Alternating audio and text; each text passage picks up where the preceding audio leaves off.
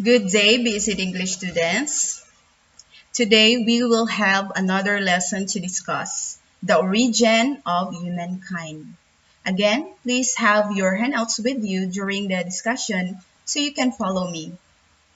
During our previous lesson, the Greek creation, we have learned that after the Titanomachy, the war between the Titans and the Olympians, we learned that the Olympians, under the leadership of Zeus, became victorious. Although the world was already cleared from monsters, there were no human beings yet, but is ready for humankind. It was now a place where people could live in some comfort and security without having to fear the sudden appearance of a titan or a giant. So by now, all was ready for the appearance of mankind. Even the places the good and bad should go to after death has been arranged. It was time for men to be created. According to a story, the task of creating men and animals was delegated by the gods to Prometheus, the titan who had sided with Zeus in the war with the Titans, and to his brother Epimetheus. Prometheus, whose name means forethought, was very wise, wiser even the gods. Opposite to his brother Epimetheus, which means afterthought, was said to be rash and impulsive. Impulsive means doing things suddenly without planning. So this is what happened. Before making men, Epimetheus gave all the best gift to the animals. Others can swim, can fly, the gift of strength and frightening claws. Others also have protective coverings like feathers, wings, shells, and the like, until no good was left for men, no protective covering, and no quality to make them a match for the beast. Too late, as always, he was sorry and asked his brother's help. Prometheus was overcome with sadness after he learned that Epimetheus had bestowed all the gifts from the gods to the animals and had left none for humans. While the beast possessed strength with swiftness, shells, man was left naked and weak with no means to live prosperously. Then talk over the task of creation. So Prometheus took over the task of creation and thought out a way to make mankind superior. So nangitag pamaagi si Prometheus nga mahimong superior ang mankind sa mga animals. He fashioned them with a nobler shape than the animals, upright like the gods. And then he went to heaven, to the sun, where he lit a torch and brought down fire. Bisan og gibawalan siya ni Zeus nga mabuhat ana, still gibuhat ni Prometheus for the sake of human. A protection to men far better than anything else. With fire began the civilization. Prometheus taught man how to craft tools from iron ore. Man learned to craft weapons to defend themselves from wild animals. So with fire, daghan silang nabuhat. With fire, they learned also to survive cold winters. And with fire, man began to thrive and became superior to the animals of the wild. So with fire, dako kay katabang sa mga human being, nahimo silang superior and it became their protection against animals and to the wild also. According to another story, the gods themselves created men.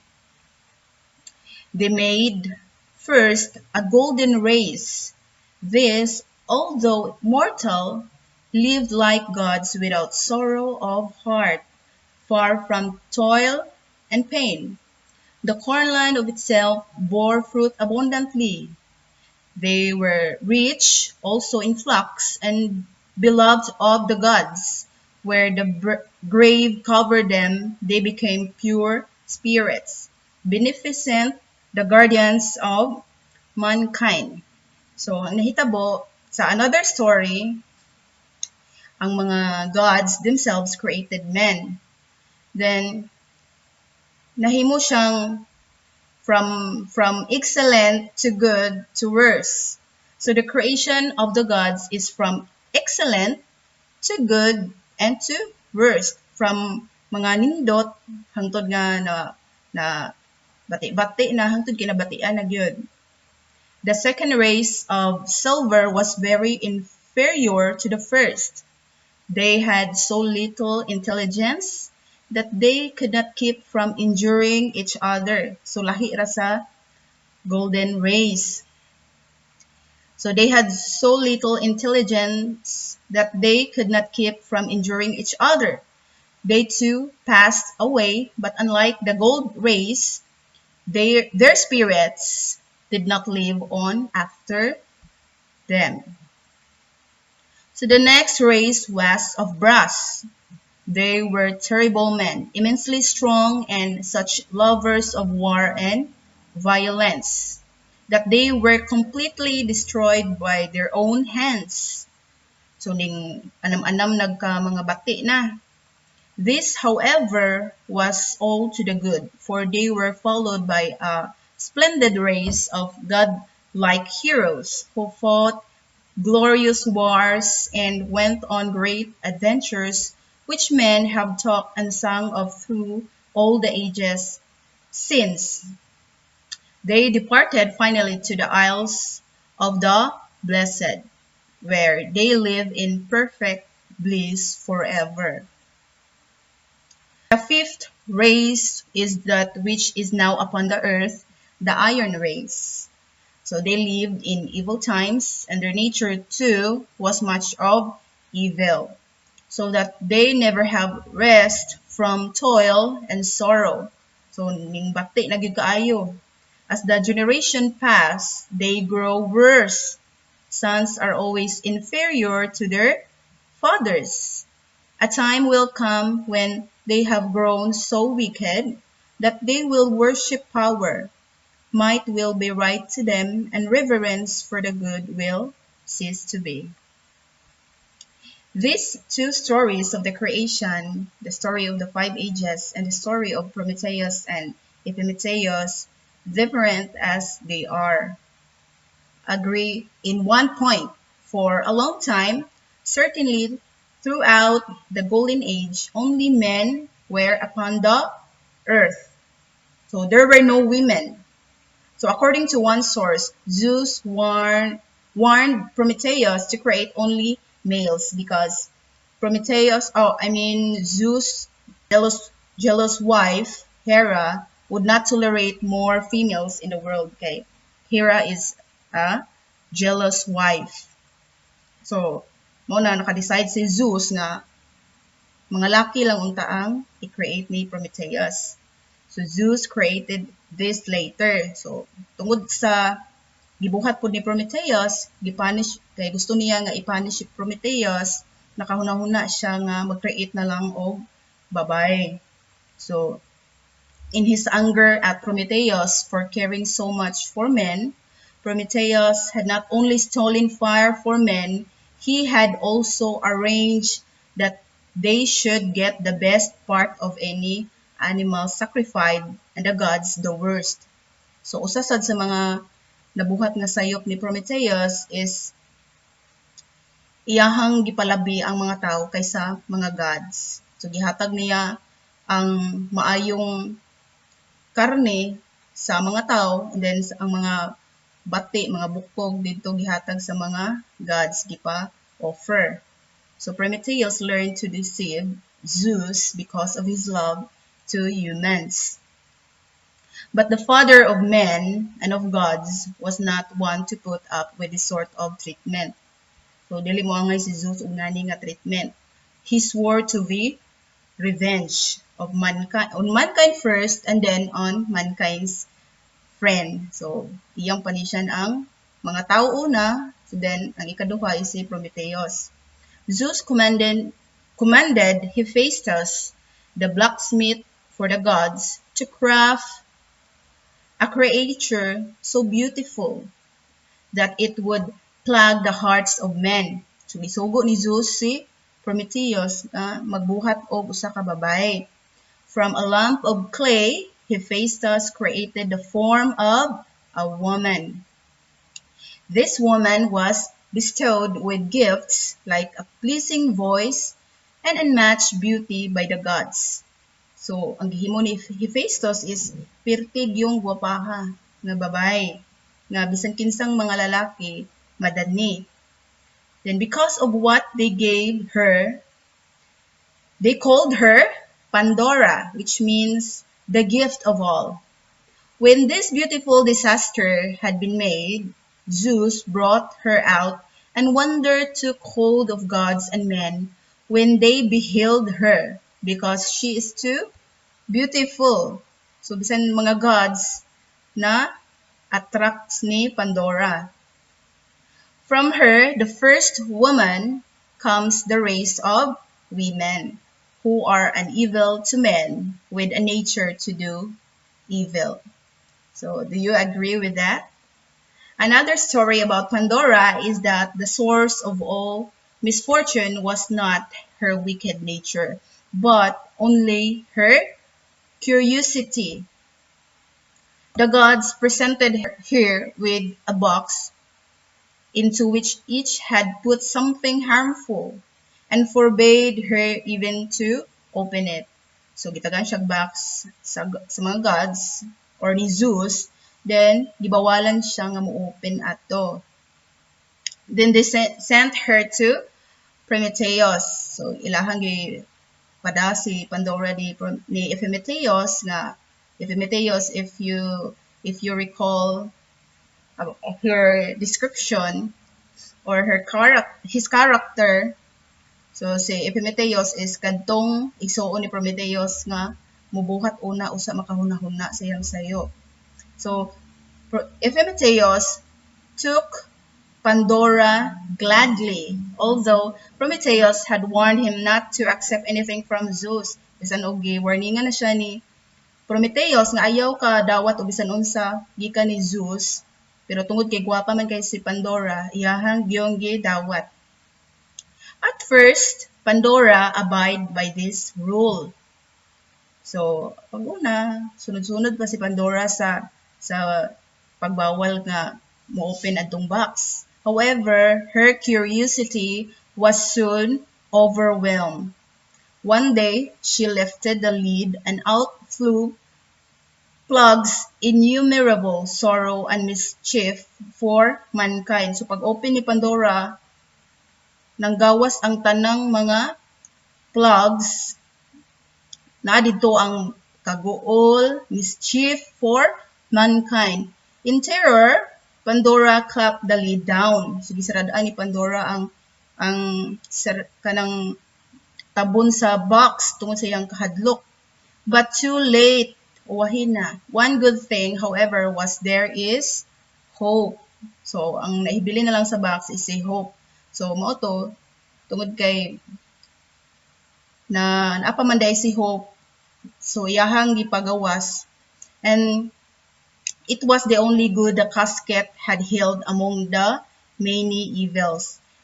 And it remains to this day mankind's sole comfort. So, mao na karon makarelate ta ani tungod kay sa atong if we try to relate it in a real life situation, bisan unsa pa nga mga pagsuway ato ang overcome tungod kay naa gyapon tay hope. So, this is very relatable. As a result, it is said that while evil haunts this world, mankind will still have hope. So mortals learned that it is not possible to get better of Zeus or ever deceive him. So na-realize sa mga tao and even ni Prometheus nga dili gid maayong ilaron si Zeus kay labaw pa sa atong ginahuna ang iyang buhaton nga panimalos. So the wise and compassionate Prometheus too found that out. So Prometheus realized that dili gid ay maayong ilaron si Zeus. When Zeus had punished men by giving them women, he turned his attention to the arch sinner himself. And he is Prometheus. So human naman ang mga tao og punish, so ang atensyon ni Zeus nibalhin na sad ni Prometheus. So Prometheus was punished as well. Zeus had his servants force and violence seize him and take him to the Caucasus where they bound him. He was sentenced by Zeus to spend eternity chained to a mountain where each day an eagle will devour his liver from his body.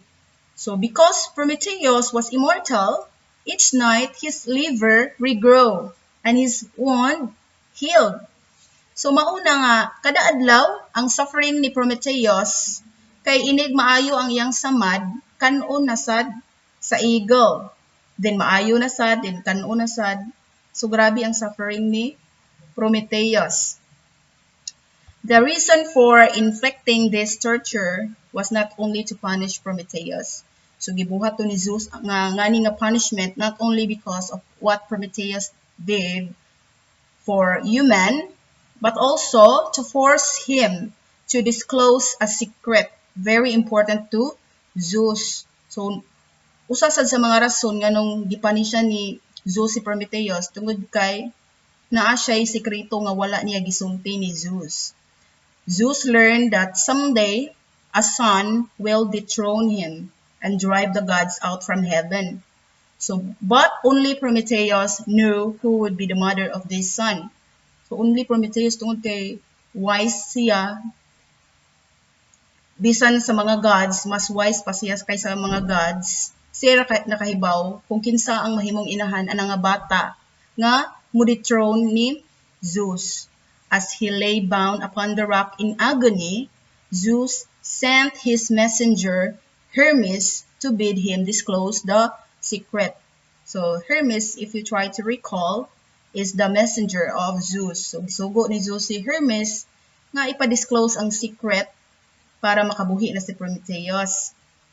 But nothing nor threat or nor torture could break Prometheus. So dili gid matayog si Prometheus. Grabe gid iyang baruganan gid siya mosulti. His body was bound by his spirit, but his spirit was free. He refused to submit to cruelty and tyranny. He knew that he had served Zeus well and that he had done right to pity mortals. So nakahibaw si Prometheus nga wala siya nahimong sayop ni Zeus, only that nitabang ra siya sa mga mortals mo nang nahimo to niya nga makuha sa fire. Tungod kay nakita niyang mga tao nga walay mahimo, luoy. So mao to nagkuha siya fire nga gika lagutan ni Zeus. Pero nakahibaw siya sa iyang kagalingon nga gi-serbisyuhan niya si Zeus and even help Zeus conquer the battle. But Zeus nakalimot adtong mga panahon na nga gitabangan pa siya ni Prometheus. His suffering was utterly unjust, and he would not give in to brutal power no matter at what cost. So, the story of Prometheus is relatable to Jesus. If you try to relate it to the life of Jesus Christ, it is very relatable. Murag anggid ra, willing to die for the sake of people. There is a strange story that the centaur Chiron, though immortal, was willing to give up his life and consented to die in Prometheus' place, and Zeus seemed to accept him as a substitute. So imbis Si Prometheus ang kanang mamatay sa iyang suffering. So tungod si Chiron anak ni Kronos nga immortal, Titan si Kronos but iyang anak nga si Chiron is immortal, willing siya nga i-give up ang iyang life for Prometheus' place. And we are told too that Hercules slew the eagle and delivered Prometheus from his bonds, and that Zeus was willing to have this done. So, in another story also, si Hercules ang nagtabang ni Prometheus. Iyang gipatay ang eagle, and katong mga pangitabuan gitugutan sad ni Zeus. But why Zeus changed his mind and whether Prometheus revealed the secret when he was freed, we do not know. So wala gi sulti sa libro kung unsa gyud nahitabo atong mga panahon na. One thing however is certain, in whatever way the two were reconciled. It was not Prometheus who yielded. His name had stood through all the centuries. So unsa man tong nahitabo tong mga panahon na walay nakahibaw. Basta kay ato alang naon nga dili gyud to si Prometheus ang nagpaubos ni Zeus. From Greek days to our own, as that of the great rebel against injustice and the authority of power. There is still another account of the creation of mankind. In the story of the 5 ages, men are descended from the iron race. In the story of Prometheus, it is uncertain whether the men he saved from destruction belong to that race or the bronze race. Fire would have been as necessary to the one as to the other. In the third story, men are descended from race to stone. This begins with the deluge. All over the earth, men grow wicked. So, nagkadugay ang mga tao makasala. That finally, Zeus determined to destroy them. He sent the flood. He called upon his brother, the god of the sea. He is Poseidon, to help him, and together with torrents of rain from heaven and rivers loose upon the earth, that two drown the land. So ilahang gipalunupan. Mura po tong time ni Noah. So over the summits of the highest mountains, only towering Parnassus was not quite covered. So halos tibuok kalibutan ang nalunupan, but only the mountain Parnassus was not covered. So after it had rained through 9 days and 9 nights, there came drifting to the spot that what looked to be a great wooden chest. So human ang 9 days ug 9 nights nga sigig uwan, sigig baha, lunop. So naay usa ka murag pambot nga naay duha ka tawo nga naa sa sud nga maoray na luwas. They were Deucalion and Pera. Deucalion was Prometheus' son, and Pera, the daughter of Epimetheus and Pandora.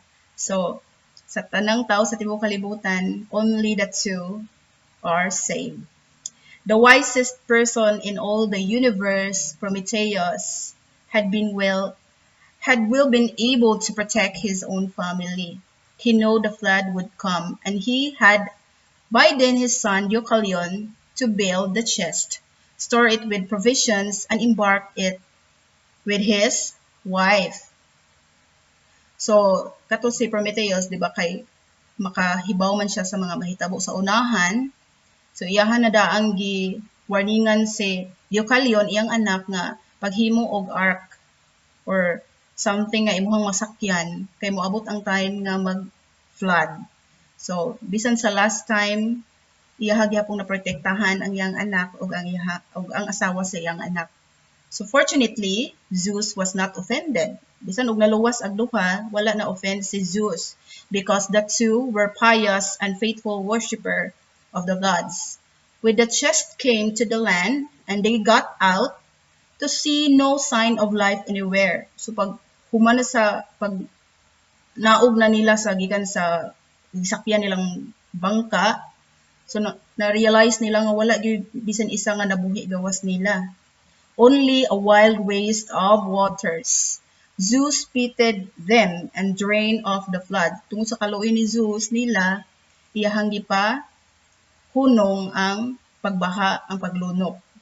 So, Hera and Deucalion came down from Parnassus, the only living creatures in a dead world. They found a temple, all slimy and moss grown, but not quite in ruins. So nakita silang temple nga bisan og maot na kay porma pero wala naguba. And there they gave thanks for their escape and prayed for help in their dreadful loneliness. So dito nagampo sila. Then they heard a voice, "Veil your heads and cast behind you the bones of your mother." So the command struck them with horror. Nakuyawan sila sa tingog, sa gistorya sa tingog nga ilang nadungog. Kay gisugo sila nga patabunan ang ilang ulo o cast behind you the bones of your mother. So nakuyawan sila unsaon na nila. So Hera said, "We dare not do such a thing. Dili na namo mahimo." But Deucalion tried to think out what might lie behind the words. And suddenly he saw their meaning. So si Deucalion, naghunaw na siya unsa gibot pasabot ani nga pagkastorya ha. So nagi siguro buti pasabot ani. So earth is the mother of all. He told his wife, her bones are the stones. So imbis bones, stones dito ang ipasabot. So ang nahitabo, as the stones fell, so gibuhat nila ang bato ang ilang gigamit nga gitabunan nila ang ilang o, and then ning punit sila og bato, then ilang gilabay sa ilang likod. As the stones fell, they took human shape. They were called the stone people, and they were a hard, enduring race. And as to be expected, and indeed, as they had need to be, to rescue the earth from the desolation left by the flood.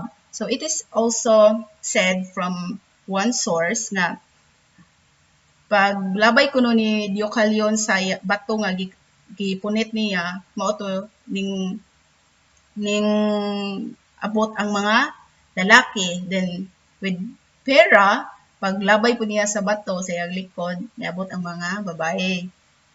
So that is all about the origin of humankind. So later, we will also tackle about the stories of love. So that would be all for today. Thank you for listening.